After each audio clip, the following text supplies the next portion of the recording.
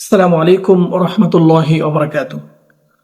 সুপ্রিয় দিনী ভাই বোন, আজকে অত্যন্ত গুরুত্বপূর্ণ একটি বিষয় নিয়ে আপনাদের সম্মুখে আলোচনা করছি। আমাদের বর্তমান সমাজে অনেক সময় দেখা যায় যে আমরা একে অপরকে অনর্থক গালিগালাজ করি।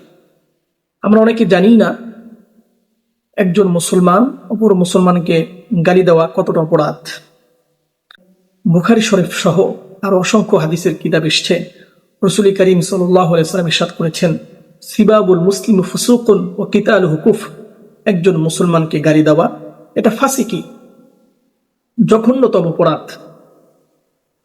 প্রিয় দিনী ভাই বোন, আমরা যখন একে অপরকে গালিগালাজ করি অবশ্যই আমাদের সতর্ক হওয়া উচিত। আমরা ঠাট্টার ছলে হোক কিংবা অন্য কোনো কারণে হোক আমরা অনর্থক কাউকে গালিগালাজ করব না। আমরা অনর্থক গুনাহের ভাগী হব না। আমরা অনর্থক একজন মানুষের মনে কষ্ট দিব না। একজন মানুষকে গালি দেওয়া এটা নিতান্তই গুনাহের বিষয়। তাই আসুন আমরা সবাই এই জাতীয় কর্মকাণ্ড থেকে বিরত থাকি।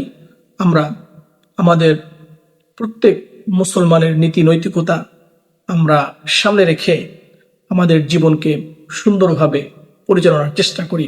আল্লাহ পাক আমাদের সকলকে আমল করার তৌফিক দান করেন। আসসালামু আলাইকুম ওয়া রাহমাতুল্লাহি ওয়া বারাকাতুহু।